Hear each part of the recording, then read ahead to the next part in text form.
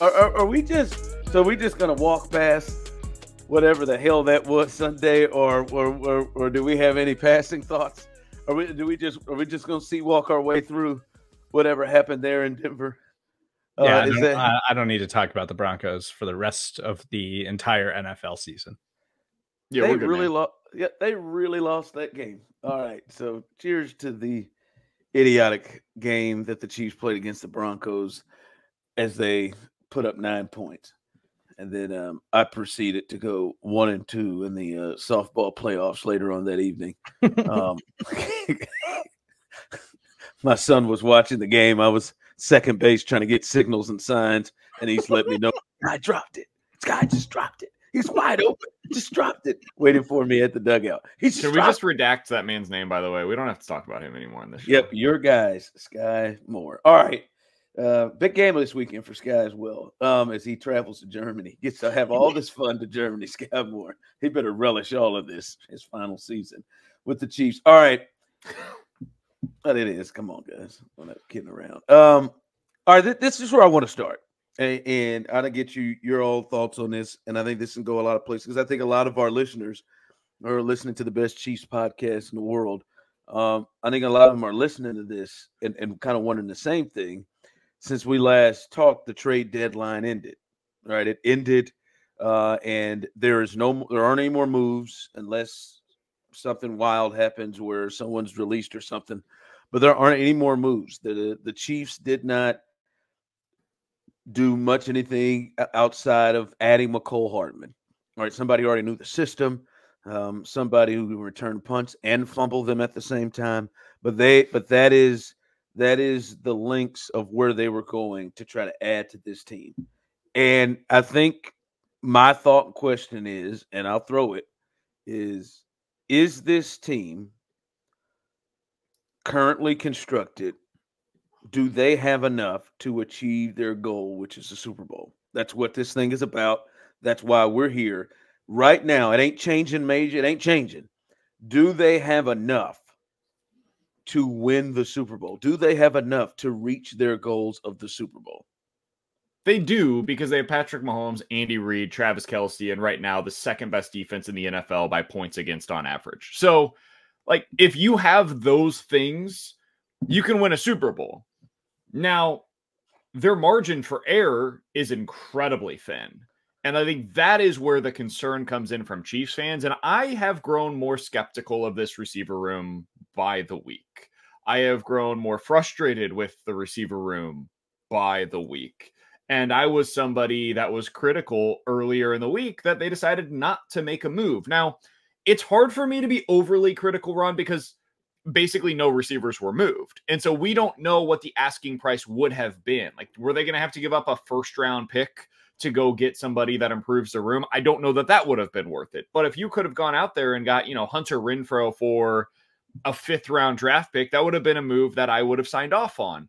We just don't know. We don't know what those asking prices were because those guys were never moved. I would have been so happy if they would have gotten Hunter Renfrow. This team needs somebody that is reliable. That's the problem for them. They've got guys that can get open deep or that can win with like explosive plays occasionally. They need a guy who, if Kelce is covered on 3rd and 6, you know where he's going to be and you know he's going to catch the football when it's thrown to him. And right now, they don't have those guys in the receiver room. I like Rashee Rice a lot. That's not where he's at right now. I think that eventually, maybe, possibly, hopefully, Sky Moore can be something for you, but he certainly is not that right now. And other than that, like, MVS is not that guy. Kadarius Toney's not that guy. McCole certainly has never been that guy. You just don't have anybody that's reliable. So that is where I am legitimately concerned. But to answer your question directly, Ron, can they win the Super Bowl? Yeah. Do they have enough? Yeah. The margin for error is just incredibly thin. Sir, did they got enough to you? I think they have enough, even with the offensive woes, because like BK said, they have Patrick Mahomes, they have Andy Reid, and I think the offensive line's good enough to get you there. And I think the offense can be functionally good enough. They just have to figure out how to make it a smoother operation. I think that's the biggest issue, is that it doesn't feel like anything's coming easy offensively this season outside of a couple of big performances. the rest of it's been really frustrating to watch for the most part. And I think if they can just find a way to make it a little bit smoother of an operation, the defense is good enough to get you there. And I think that's the biggest difference maker for me this season, is that they've never been able to lean on this defense the way that they can this season. And this defense has never been as talented as it is this year. And so I think the defense is good enough to help you overcome some of the offensive issues. The offense just has to be better and smoother than it is right now, because there's too many penalties, there's too many turnovers, there's too many issues every single week. So if they can just get it to be a little bit more functional, then yes, I think this team is good enough to win a Super Bowl still. Yeah, I think it's fairly easy that they are. And I think I have two kind of thoughts and reasons why. One, I think we've got to look at the field too. And see, this Chiefs team that we're looking at, we're saying this about, and there's even a wonder. But is this the Bills teams we've been seeing in the past? Are they as good? Is this like, if we're looking at the Chiefs and the Chiefs had that Bills team that they had the 13-second game with, well, then I don't know. Like that team, but there's not a team that's walking through like that. The Bengals, who are starting to come around, they're not as good. I mean, they're not. If you talk to them in Cincinnati, I'm sure they're looking at their team and thinking they're not to the level that we're used to them being. I think we've got to look at the field and understand the field is different. The field is not as good as it has been. Like, the Chiefs are having these issues, but all of the other top teams in the AFC are having issues too. Like the team they're going to play Sunday, they haven't been able to solve, any team that may have a chance to go to the playoffs, right? Jacksonville, you look at Jacksonville, you like what they're doing. They're 6-2, but like, they're not a juggernaut. They're not like a great team. The Chiefs first, the field has come back like the Chiefs have come back. The other part, and I think I've learned this lesson from a beautiful young man by the name of Brandon Kiley, and that is, even when I was in a space where I didn't want to see it, this makes sense here. They're just gonna do it different, and I think people are having a hard time understanding and feeling that. I remember when they traded Tyreek, that was what Brandon said. It's just gonna look different. The offense it's just gonna look different. I think it's hard because the whole team just is gonna look different. They're still really, really good. They're just good in a different way. They're good in a way where they don't have to score 40. Hell, they don't have to score 30. Like, the way their defense is had is, if you turn the ball over 5 times repeatedly, you turn the ball over, you do nothing, you screw them repeatedly, and they still just give up 24. And I mean, screw them repeatedly, and they hold back, right? Like, the defense is so good that this team, and you said margin for error. No, the defense has changed their margin of error. Like, they can score 20. Like, if they didn't turn the ball over Sunday 5 times, they could have beat the Broncos, scoring 16 points, 17 points. They could have beat the Broncos that way. That margin of error has changed from what we've seen before. So you just have to look at the parts differently. We all know what you said, the 3 they have, those 3 first ballot Hall of Famers, and Andy, Pat, and Travis. But also, like, I know Andy was like, to hell with it, but the running game is a different beast than it has been. Well, they're going to have to use if they want to use it. If they're going to, but I'm just saying the overall point, BK, is, one, for me, the field is different. It's not as good. We just saw the 49ers just go on a 3-game losing streak to teams they shouldn't be going on a 3-game losing streak to. All right. And then I mean, it's just going to look different. They just look different right now the way they run offense. They're rather their team's going to win. Yeah, the way they're going about it feels strange. It feels foreign. It's like watching a KU basketball team, Ron, that doesn't have any bigs, and you're I don't understand. Like this isn't the way that KU plays basketball. We play high-low, and we have big men that we can go to, and they can get us a bucket whenever we need to. For us to be running through a bunch of guards doesn't feel right. It feels wrong to you as a KU fan, or if they are terrible defensively and excellent offensively, it's like, man, I don't know that you can sustain this over the long haul, because that's just not the way that your team has been built historically. That's how it feels as a Chiefs fan, because the only thing we know with Patrick Mahomes as the quarterback prior to last season is an offense that dominates and builds big leads with these explosive plays, and then the defense does just enough to be able to help you win. The Chiefs basically started their dynasty with the 2007 Patriots. Like, they skipped all of the lead up and they just went straight to the 07 Pats. And we were like, oh, this is just what it's always going to be like. And there was no reason for us not to believe that, because it's the only thing we had seen, man. And now they're into a different era. The Patriots didn't just continue to sustain what they did in 2007. That was a very brief comment that went through the sky, and it's one of the greatest offenses that we've ever seen in the history of football, and it will always remain that. But after that, they had to build something new, and they had to become something completely different. And so they did become more of a defensive-minded team again. They went with the 2 tight end sets with the Killer and Rob Gronkowski, and it worked for them. And then they decided to become something new again when they brought in Julian Edelman, and it worked for them then as well. There's going to be multiple different iterations of what a Patrick Mahomes-led team looks like, and it's going to feel weird at the beginning of every start of that run. The thing that does concern me a bit, Ron, though, is I'm all in on this defense. I think this defense is really, really good, and I think it's going to help them win a lot of games. You still need offense, though, and you have to be consistently able to move the football.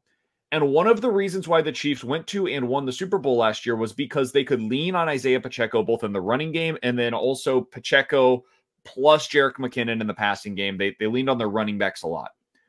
I am growing frustrated that they're not doing that this year. You look back at what they did against the Broncos, and we said it last week. This is a perfect game to get the running game going again. Well, they had the running game going early in the season. They ran for 200 yards against the Jets. And then they've just completely deserted it ever since. Ran for 67 against the Vikings, 96 against the Broncos, 68 against the Chargers, 62 this week against the Broncos. They have to get the running game going. And my fear, Ron, is as much as we're talking about the new wide receivers, I don't know that we're talking enough about this new offensive line in their inability to consistently open up holes in the running game. If that doesn't change, then we are going to be talking about offense this playoffs that doesn't have the receivers just as they did last year, and might not have a running game that you can lean on the way that they did last postseason. And if you have neither of those two things, now you really are just Patrick Mahomes and Travis Kelce. And while that is awesome to have, it is not something that is necessarily sustainable for 3 straight weeks into the postseason to win the Super Bowl. Yeah. The running game part, like last week to me, that was, and I will chalk that up. Like, Andy just has these arrogant moments where he's like, no, I'm not going to run the football. Like, to me, that wasn't on the offensive line. I think there's some legit questions on that, but that wasn't on the offensive line last week. I mean, hell, they gave 10 carries to running backs last week. That ain't on the offensive line. That is Andy saying to hell with it.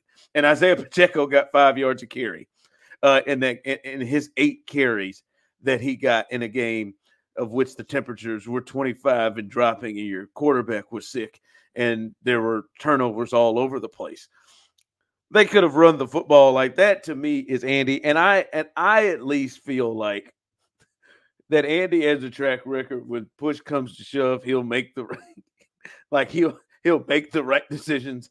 It won't just desert the run game when it really matters. And in a game, I think he will. I trust that Andy will make the right call, and in games won't just start running Pacheco 8 times.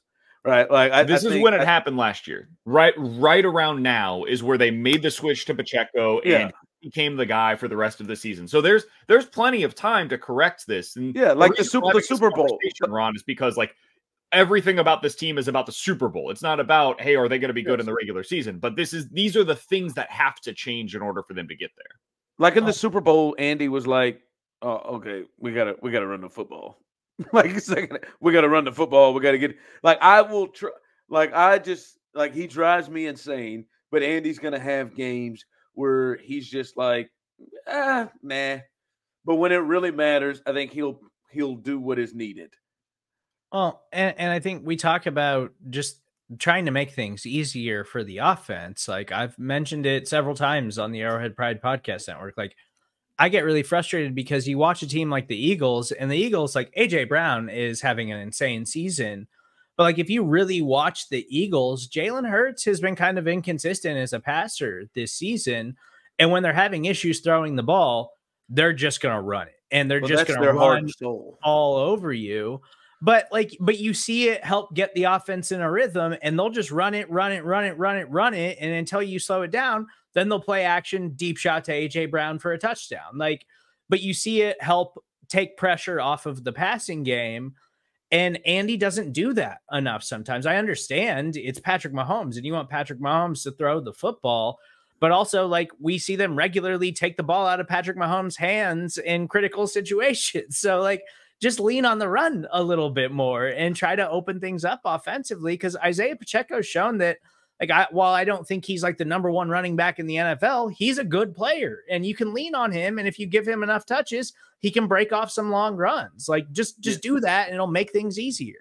Yeah, but the Eagles deal, it's easier for them because their heart and soul and bread and butter is physicality and running the football.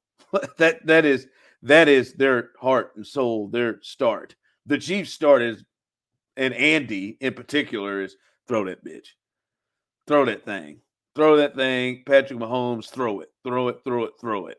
So they're going to have to adjust. I believe they will adjust, and he will do it when it matters.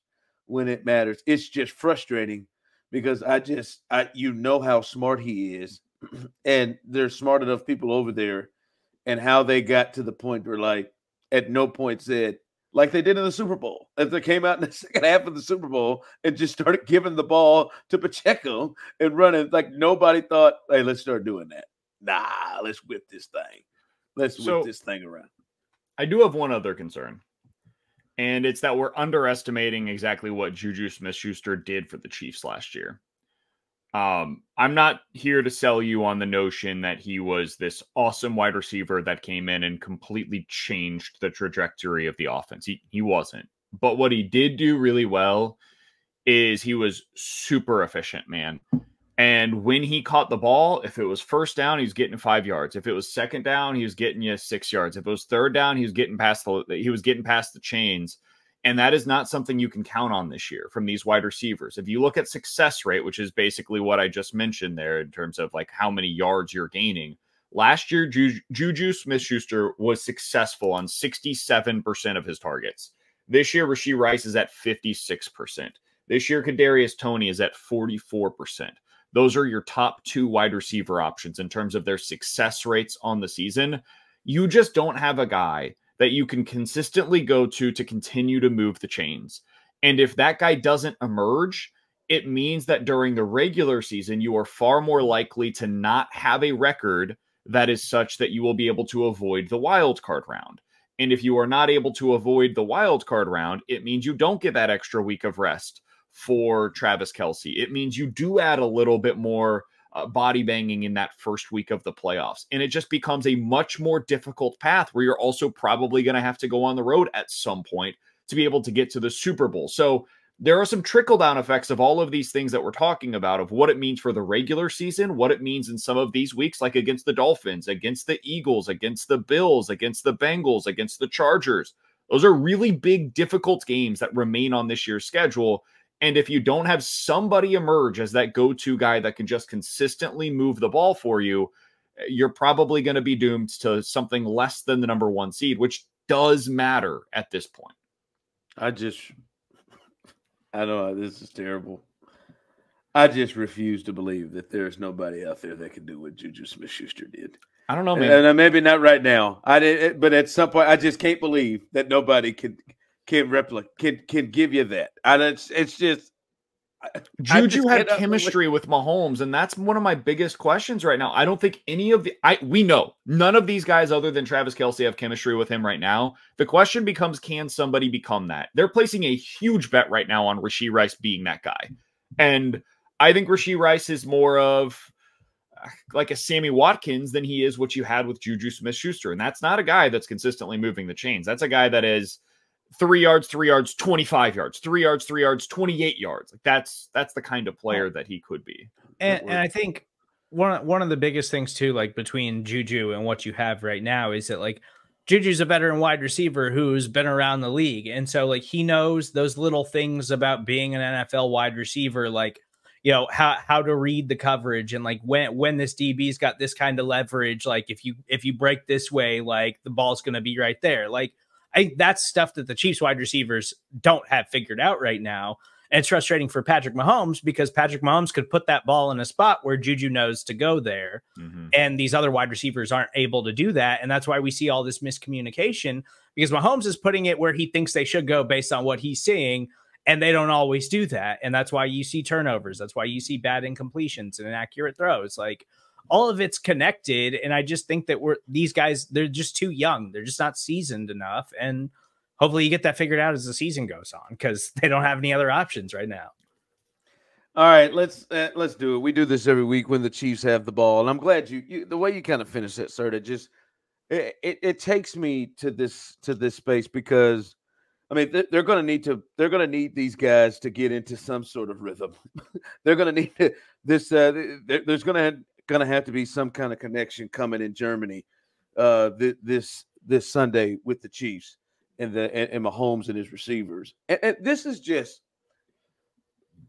this is a legit conversation that I want to have, because I am willing to listen, because I feel like there are too many people that I respect and trust, not to say that I don't ever disagree with them, that at least make me want to at least give it more of a thought. Because for me, I have a hard time solely putting so much on the receivers when I just look at, in particular, Andy and Pat. And I just don't think they have been nearly as productive and have been nearly as good as they can be, or anywhere close at times to the expectations that we have of them and what they do. Andy is the best coach in the NFL. Pat's the best player and quarterback of the NFL. And the majority of the time this year, those two have not operated in that. And now I have in my thought, and we've talked about it on this podcast before, I told you, and Serda, you'll love this analogy when I go baseball. Like for me, like I've never been the guy that's like, hey, dang, Alex Rios just went 0 for 4 and grounded into 2 double plays and struck out, 2 times with runners in scoring position. It seemed like he kept coming up with runners in scoring position, and Christian Colon pitch hit with runners on second and third, and he struck out. Like, to look at that, and then, oh yeah, Eric Hosmer went 1 for 4 with an error and left guys on base all day. Or that Lorenzo Cain went 0 for 4 and couldn't get guys home. And Alex Gordon. Like, for me, it is hard for me to overjump the Gordons and the Hosmers and the Canes to look at the Rios and Colon, because I am somebody that has expectations of the great and the good players, and I feel different about the guys that I don't have as much expectation with. And I guess my thought is, do you think that I am undervaluing how much the struggles of the wide receivers are the culprit to why Andy and Pat have not been what we expect them to be? Because I'm having a hard time with Andy just handing the ball off to Pacheco 8 times on Sunday and thinking that it's the receivers that are holding him back. But I'm just because I don't lean as much that way, but I think a lot of people sum up a lot of what is happening with this offense and why Andy and Pat don't look as good is because of the receivers. And I'm just having a hard time of getting there and just releasing them of their poor production. So let me start here. Yes, I do think you're underestimating the importance of the wide receivers in all of this. That being said, I also think most other fans, like I'm somewhere in between where you're at and a lot of other fans, where like I think there's a lot of fans that are just saying it's all the receivers. It's only the receivers. They're the reason this offense is taking a step back. And I'm not there, and I'm also not where you're at, where it's more Andy, Pat. I'm kind of somewhere in between where I'm willing to blame both sides. The Chiefs have turned the ball over, Ron, at least once in 8 of their 9 games. They've turned it over multiple times in 5 of their last 7. Patrick Mahomes has thrown 8 interceptions, or 18 interceptions. So 8 interceptions in this stretch of games.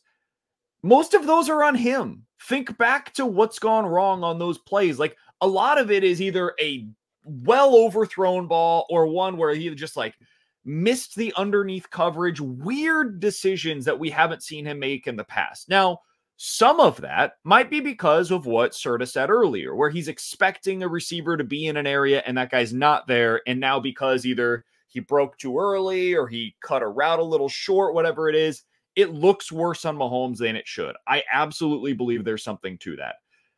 A lot of it, though, is just Mahomes hasn't been making as good a decision so far this year as he has been in the past. Like the first pick he had against Denver, trying to get it in to Kelce. Is that a factor of the receivers? Sure, and I think back to the Jets game specifically, and the Jets game was that's on Pat. Like he has to be better in those spots than what he was. The first Denver game, yeah, that pick horrible, just horrible. And so I do think a lot of this is on Patrick Mahomes not playing up to his own standards. Some of it, though, is 100% on the receivers. I do think you're underestimating how bad they have been so far this year. Their guys going to the wrong spots or lining up in the wrong spots, running the wrong route concepts, not seeing the right side adjustments. Like even the play last week from Sky Moore where it should have been a touchdown, he cut his route and he didn't get it to the right depth. Like all of these different types of things add up over time where Pat's throwing to a spot and these guys aren't getting to those spots. So I think there's a lot that has gone wrong with the receivers as well. And I think that, yeah, Mahomes hasn't been great this year. I don't think Andy's been great at times, but I do think that all of that stuff is just being built up by how inefficient and ineffective the offense is at times and how the wide receivers are struggling, because it's like Mahomes will have all day to throw, scan the field, scan the field, scan the field. Nobody's open, nobody's open, nobody's open. Gets rid of it. Do that 5-6 more times and a half or something, and he's getting frustrated. Then he gets to a point where he's like, nothing's happening. I got to go make a play. I got to get the offense going. If I can just create a big play, we can get moving and things will start working better. And then he throws a terrible interception. And that's something he had gotten better at, but we've seen him have these stretches before. I don't know if it's ever been as long as this one has. But I just think it all plays into the fact that they're struggling to get open. And so even when they are getting open, he's overlooking guys because he doesn't trust that they're going to get to the football, or he's making bad decisions because he's just forcing things and he's frustrated. Ron, how do you think this compares to what the struggles that they had back in 21? Do you remember that stretch where the offense, this included the Tennessee game, which I think was the only one that's really comparable to what we just witnessed, where they lost that one 27-3. And then they had that Giants game, that miserable Packers game against the non-Aaron Rodgers-led Packers.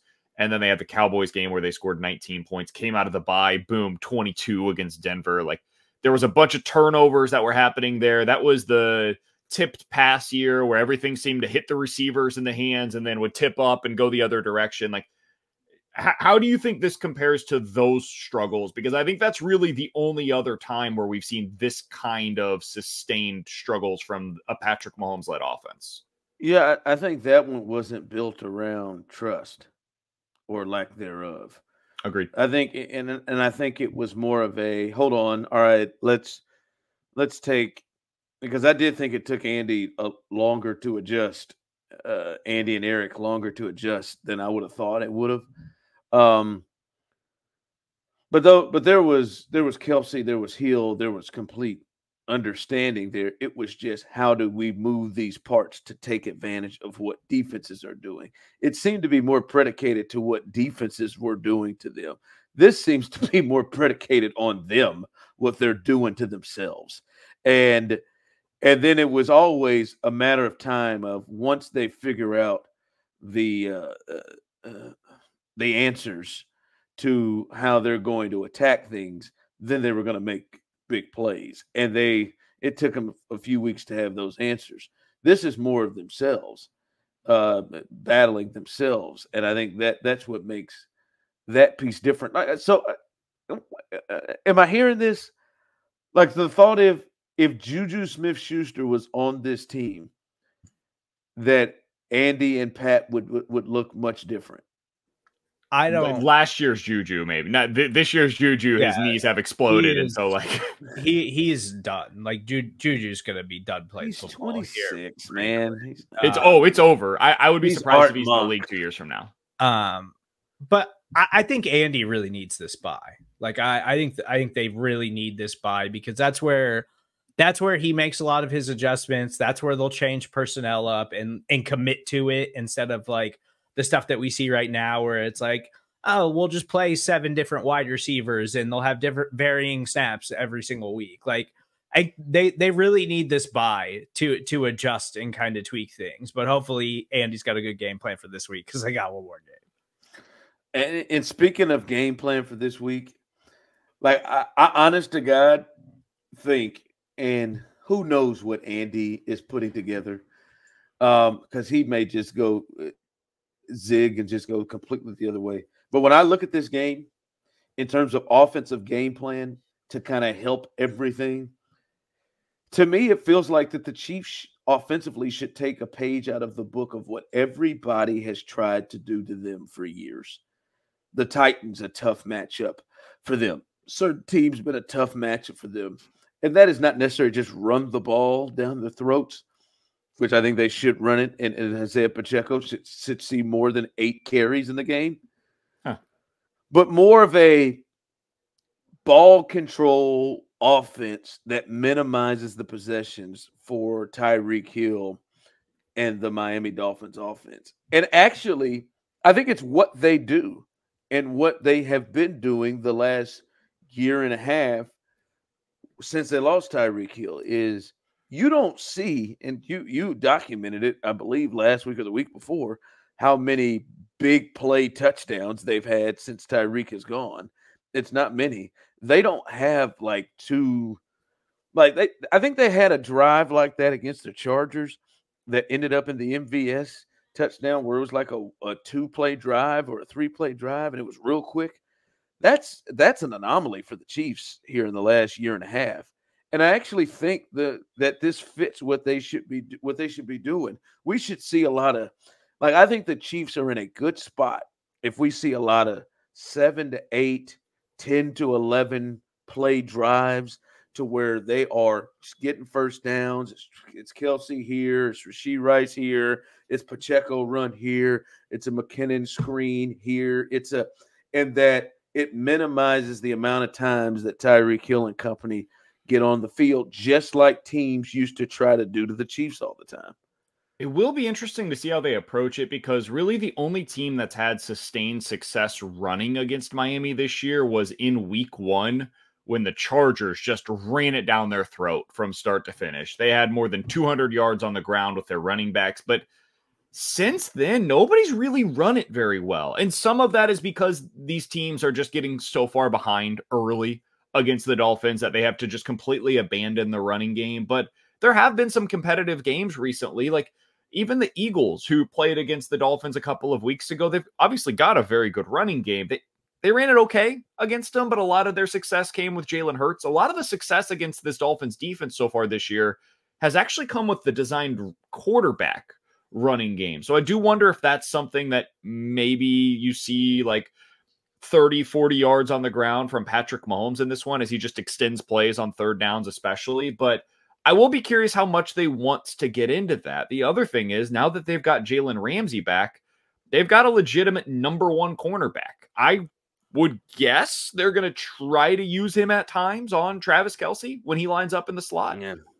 So I'll just be very curious to see kind of what the cat and mouse game is there of how they want to approach this. The Dolphins defense, I think, is better than probably what a lot of Chiefs fans would be expecting. Christian Wilkins in the middle is one of the best defensive tackles in the league. Jalen Phillips has taken a big-time step as a pass rusher as well. David Long was a big-time addition for them, and we certainly know a lot about Bradley Chubb. I don't know that this is a game where you're going to be able to run all over them, but I think that they've got to at least have the threat of it in this game. So like 15 carries feels more than reasonable for Isaiah Pacheco. I don't even think it has to be like running the football. I think it has to be sustained ball control drives, because like that I agree game, with. Like when the Dolphins played the Panthers a few weeks ago, like the Panthers were up 14-0 in that game and had 2 really long drives to start the game. And then blink of an eye, it's 28-14 because it was just like deep ball, long touchdown. Like, and they wound up blowing out the Panthers because it's the Panthers. But I think like what the Panthers did on those first 2 drives is like kind of what you're looking for. It doesn't have to just be running the football. It's just got to be long, sustained drives where you're eating clock and keeping their offense off the field because they can score in the blink of an eye. It's got to be a big Travis Kelce game, man. Like, because if you're going to do that, if you're going to play that way, the guy who does it is Kelce. You don't have other receivers that you trust to consistently move the football that way. You think that you can get some decent big plays from Rashee Rice. Maybe McCole comes up with a couple of big ones in this one. But, I mean, if there's a guy that's going to consistently move the chains for you, it's got to be like a 12-catch, 120-yard type of performance out of Travis Kelce in this one. He's got to be the guy that's able to carry you to the finish line. Yep. Like in the first, like to me, in the first quarter of the game against the Bills, like they came out, the Bills open up an 8-play drive. Then in the second, and then they have a 10-play drive in the first quarter going into the second quarter. They minimize that sucker to 3 possessions into the second quarter with them and the Dolphins and then them. Like they had an 8 and 10-play drive to kick it off, and they scored touchdowns on both those drives. Like that, to me, it's what it has to be to sustain drives to get them – to keep them off the field, because like you don't want, like to me, I don't think the Chiefs need to get into a shootout, like a high shootout. I think that helps the Dolphins. And to me, when your defense is fully rested and not having to go back out there, I think this defense is a special thing. I know you, BK, are growing to be very annoyed with one thing that the Chiefs just continue to do that they got to clean up this weekend. And that is, I mean, they had 5 turnovers against the Denver Broncos. This is why they lost. I mean, stop turning the damn ball over. It's ridiculous. Ron, one of the biggest differences between the Chiefs this year and the Chiefs last year, because we've talked about a lot of them, and we will continue discussing them certainly. Last year, through the first 8 games, they had 9 turnovers. This year, they have 16 turnovers so far. 2021, that other season that we referenced earlier, where it was the batted pass that ends up in an interception going the other direction. That year, they had 19 turnovers in their first 8 games of the season. 19 and 21, 16 this year. Before this, in the Mahomes era, 9, 8, 7, 5 through the first 8 games of the season. This is an outlier type of performance. And while 21, it was a lot of it was unlucky. They just had some really bad luck with the way that the balls were tipped. This isn't luck, man. They're causing these turnovers themselves. And if it doesn't stop, it's going to be the reason why they don't win the Super Bowl. Like they have to stop the madness. And against a team like Miami, if you turn the ball over, man, you're handing them 7 points. So it's got to get corrected in a game like this. And against a team that has Vic Fangio as a defensive coordinator, that's what he's counting on. He's counting on the notion that you will go out there, and before you're able to have that 10-play drive, you're going to make some kind of a mistake. You'll get a holding call on your offensive line. You'll have a receiver drop a pass. You'll turn the football over. Like that, he's counting on you making a mistake more than he's counting on his defense to win. This is the defense that originally in 2021 gave the Chiefs all the issues. It's the cover 2 defense where they're keeping the 2 deep safeties, keeping everything underneath, don't allow you to get anything deep. The Chiefs offense should be designed to beat it now, but they got to go out there and prove it. Yeah, they was going to say the Chiefs haven't been looking at getting that deep, to be honest with you.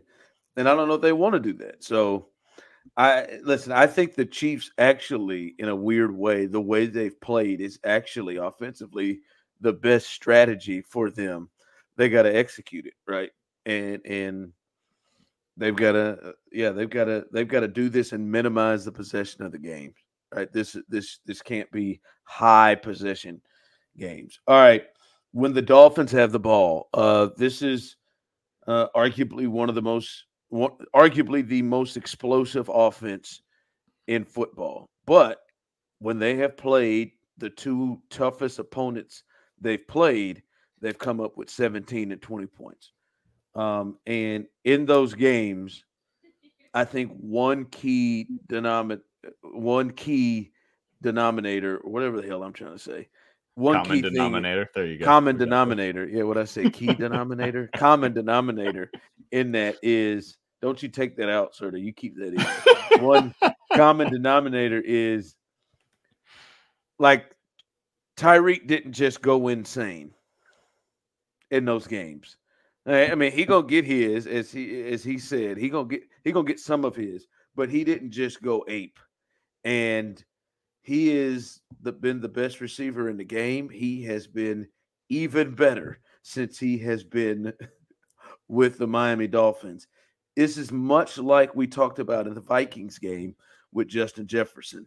And I'm not expecting that they go do that to Justin Jefferson, but they just can't let this thing get away from them, where this is one of those 12 catches, 9 catches for 172 yards or 200 yards, or do what he did, the number he did on the Chargers, where he goes for 2 touchdowns. Like against Philly, he's 11 catches for 88 yards and 1 touchdown. Like, it's 8 yards a catch, right? Like that is, hey, he caught 11 balls, but you kept him in front of you. You didn't let him just go nuts or insane.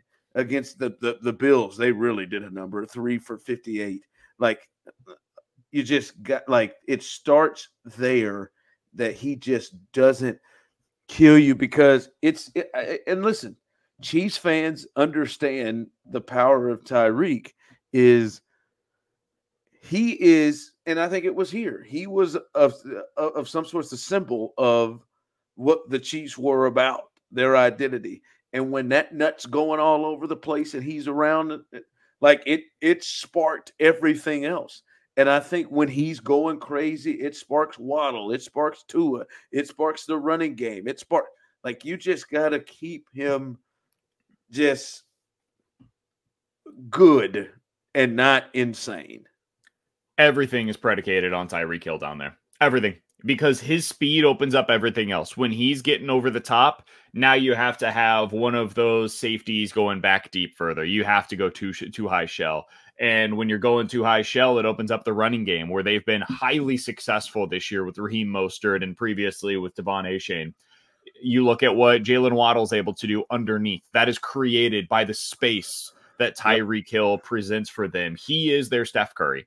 He is the one that opens up the spacing for everybody else on the court to be able to make it all possible. And Ron, you brought up the 2 losses. Against Philly, 11 for 88. Against Buffalo, 3 for 58. Let's not forget, against the Patriots earlier this season, 5 for 40. What did those 3 games have in common? Well, they're the only 3 games this year where he's been held to without a catch of 40 or more yards. They're the only 3 games this year. And they're the only 3 games this year in which the Dolphins have failed to score 30 or more points. So if you can keep him, just the top over him in this game, you're going to have a really good chance to be able to beat the Miami Dolphins. The problem is, man, that is so much easier said than done, because I think he is the single most explosive player that I have ever seen in the NFL. As of today, I would vote him for league MVP because of how great he has been and how down the quarterback play has been around the league. He is the guy that makes that offense go. And if you let him get over the top, he's going to have a field day against you. And he's going to be highly motivated in this one to have a field day against you.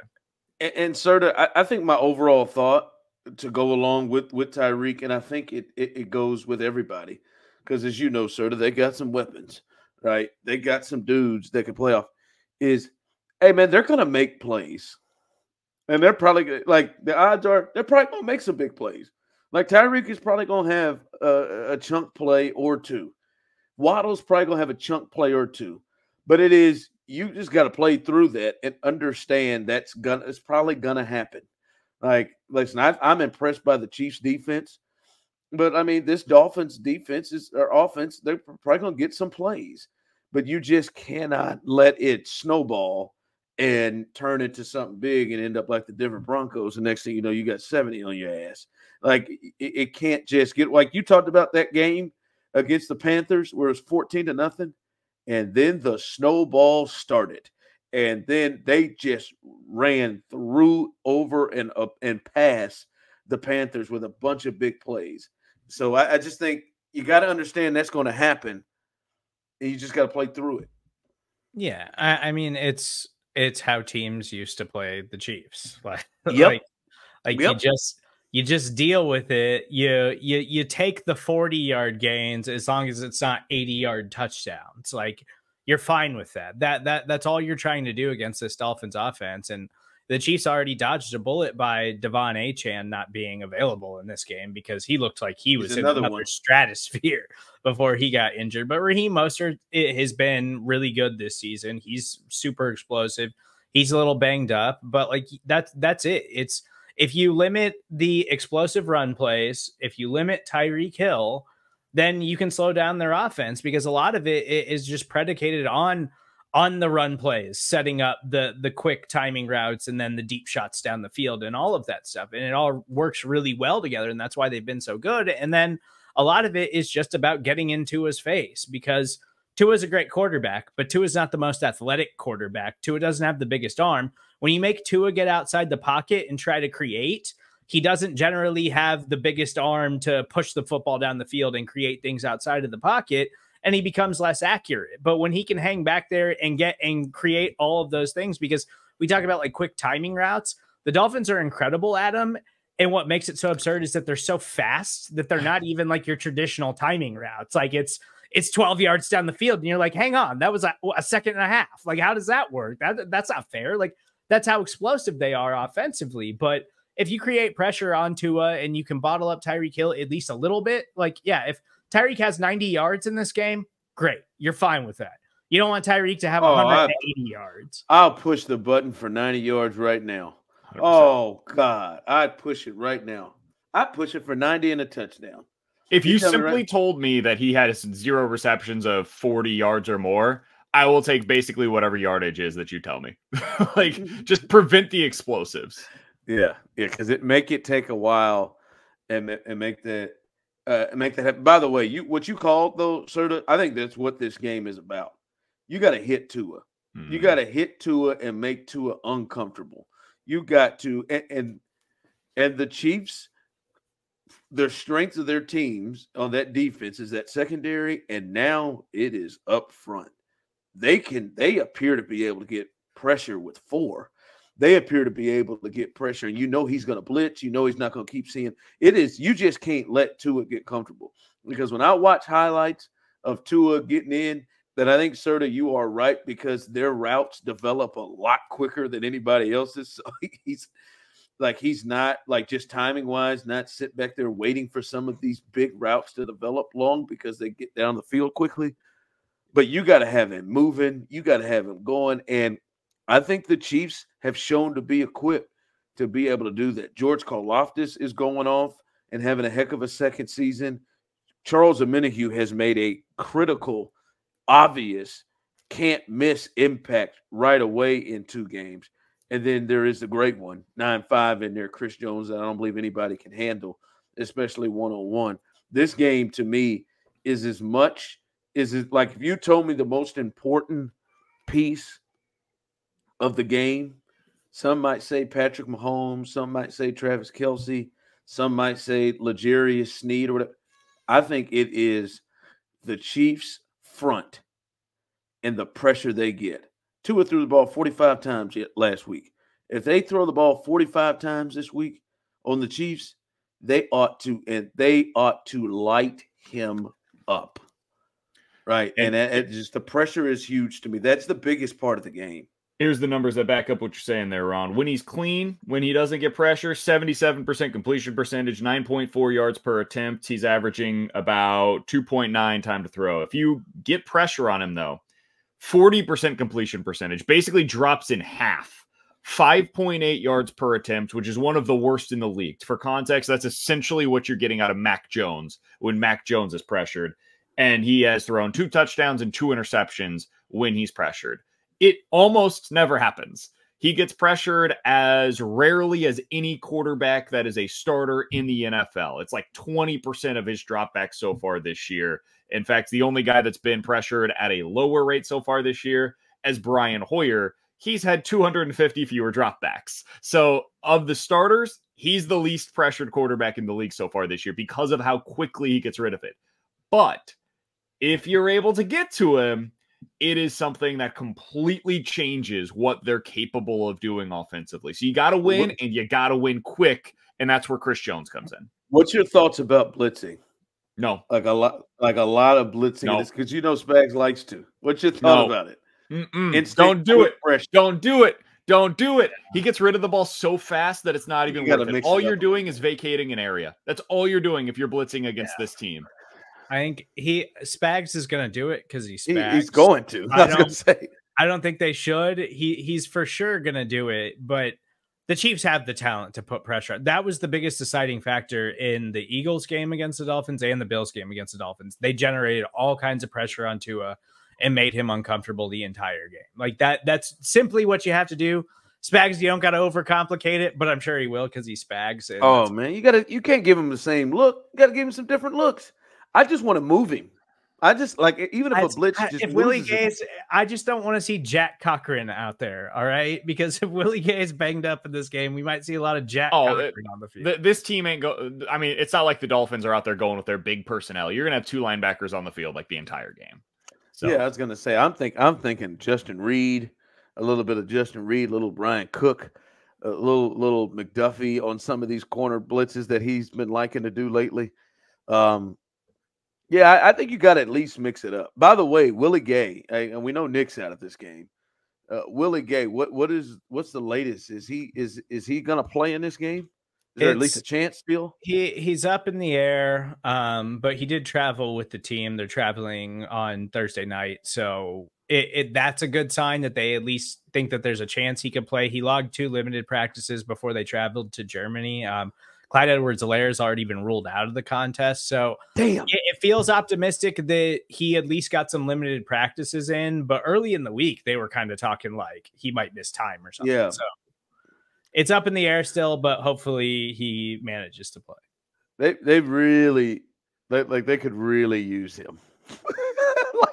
like to me, athleticism for sure. I would feel really good about him and Drew Tranquil. As you said, 2 linebackers, I would feel really great about those 2 guys being out there. I would feel a lot better about things. It's a key thing for them to have Willie Gay in this game. If there's another guy that you're going to see, I would imagine it will be Leo Chanel. And Leo Chanel has a lot of things he's really good at. Moving sideline to sideline is probably not the thing you want him doing a ton of. And that is the thing that the Dolphins will take advantage of because their running game is it's like a triple option team, Ron.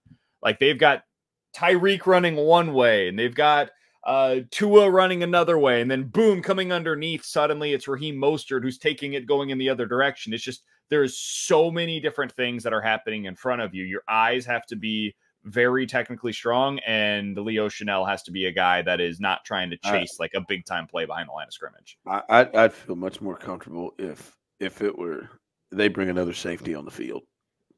I think this could be an opportunity for Brian Cook to make an impact. Can we get our hands on Dan Sorensen? Is he in Germany?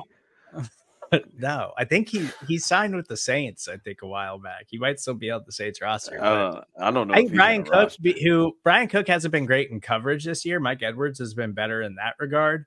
But like playing in the box and laying hits, that's like Brian Cook's thing. And like him flying around, going sideline to sideline, like that's what he's pretty That good might at. be have to be that may be it. If Willie Gay and ready to go, I hope Willie Gay is ready to go. All right, Serda, man, go ahead and hit me with my music as you always do. The game that is sweeping the nation, certified or imposter.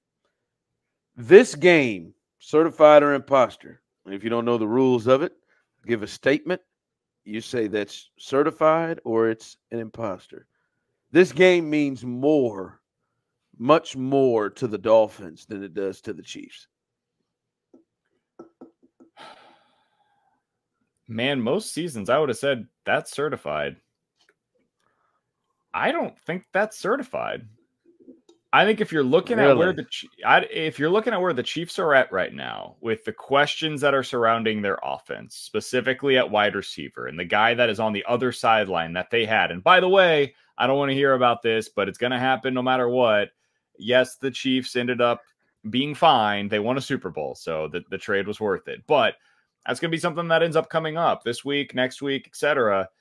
The Chiefs really need a win going into this bye, man. I mentioned the schedule that's coming up. It is not easy down the stretch. You've got Philly remaining. You got Buffalo remaining. You got Cincy remaining. We know that the Chargers always play the Chiefs tight. That's on the road, technically. I think the Chiefs need this one, man. And going over to Germany to play this game when it should have been a home game absolutely sucks. I saw MVS said that earlier this week. 100% agree with him. I understand why they're doing it, but it absolutely will have an effect on the game, and I'm nervous as hell that the Chiefs didn't leave until Thursday and the Dolphins left on Monday. I hate that, but yeah, to answer the question, I think the Chiefs need it more. Yeah, I think it's certified too, because I mean, coming off of that loss, obviously, like putting up 9 points against that Denver Broncos team that this Miami Dolphins team put 70 on, like I think they're already upset. The Chiefs are already upset with their performance from last week. I think Patrick Mahomes made that pretty clear when he spoke to the media this week. Like he was very upset with how he played and the fact that they didn't even find the end zone. But I agree with BK. I think a lot of it too is the Tyreek stuff, because these players, when they get asked about that stuff, they're always just like, oh, it's just Tyreek. Like he just likes to have fun. He likes to, say stuff or whatever. But I think quietly they probably take a lot of the things that Tyreek has said personally, because Tyreek has gone out of his way to like talk about how the Dolphins are like this incredible organization. I think he even said he'd like wanted to retire as a Dolphin or something. And, all the things he said about Tua compared to Patrick Mahomes, like, that's stuff that like Patrick Mahomes, we talk about like him and like MJ, that's stuff that like the psychos remember and that they will hold against you for a long time. And I think some of that too in the conversation of like, oh, imagine if this team still had Tyreek Hill. Like, I think that stuff upsets the Chiefs, like because of what BK said, where they're like, we won a Super Bowl last year. Like, what are you talking about? We still were the best team in all of football without him last season. Like, what do we have to prove without him? Yeah,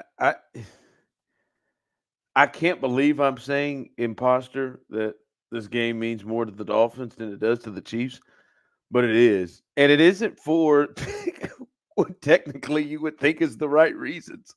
I don't think it has. I don't think that the Chiefs care about this game more than they normally would because they lost last week. I don't think that's it.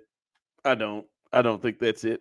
I don't think it's because, hey, you win this game and you get a strangle or you get it in good position to be the number 1 seed in the AFC. I don't even think that's it. I think it all has to do with 10. Every piece, a bit of it is about Tyreek Hill. All of it.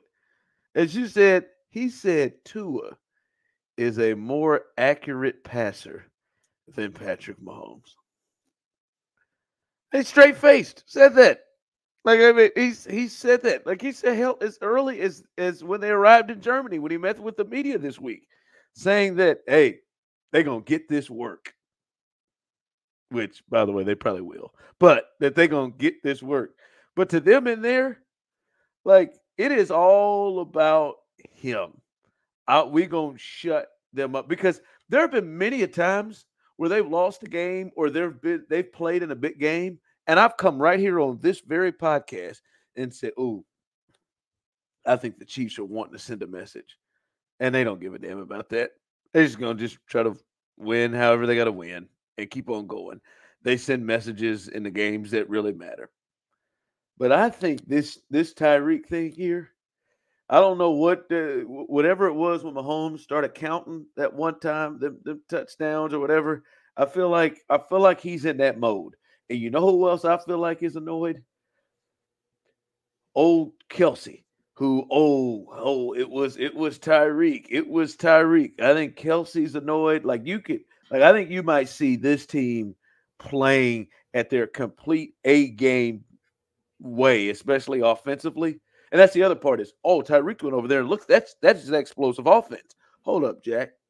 We're the Chiefs. I think all of that stuff, the stuff that shouldn't really matter to get you going, not that they want to atone for their horrible loss last week, or they want to make sure they're in the driver's seat in the AFC. Nope.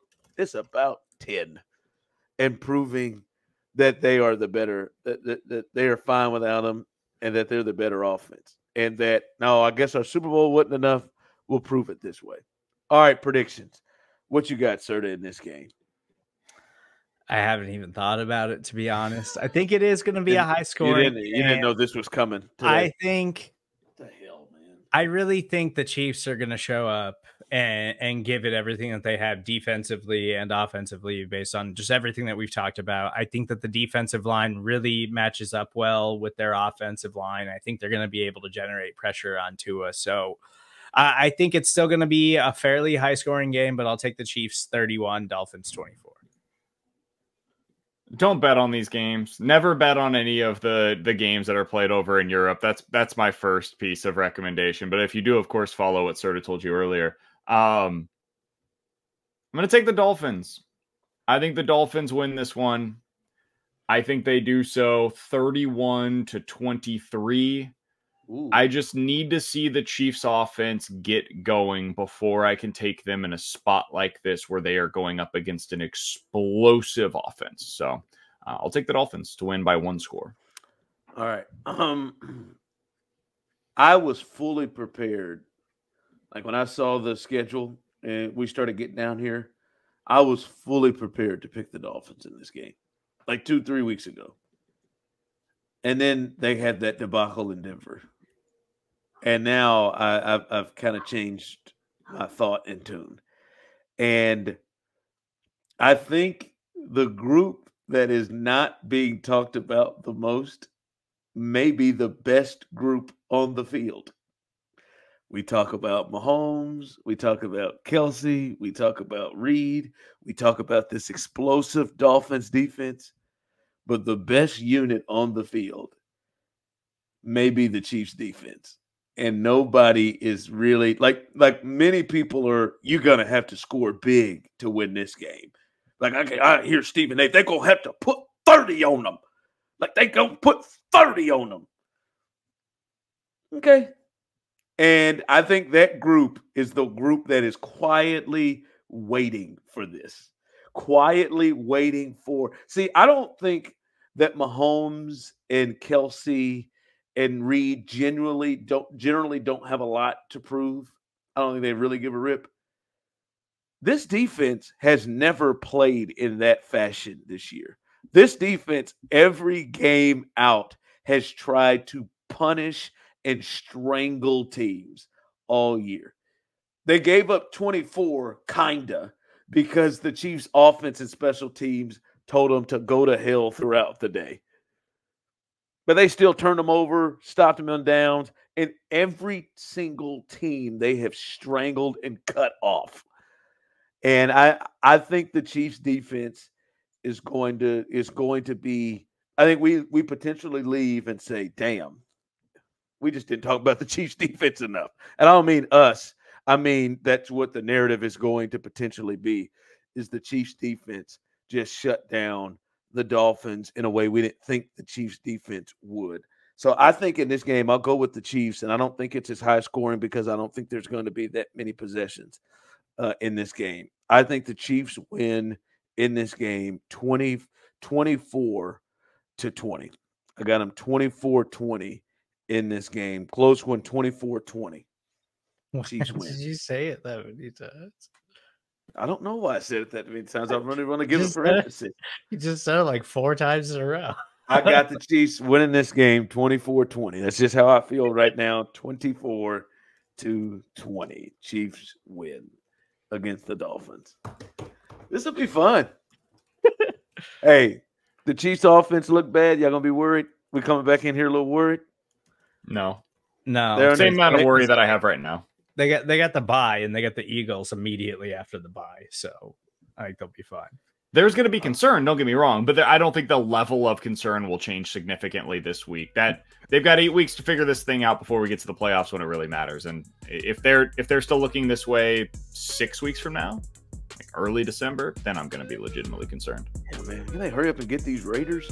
God, dog. When they get them, we get them on the schedule. Get these the damn Aiton O'Connells. Let's get them in here. All right, we are out.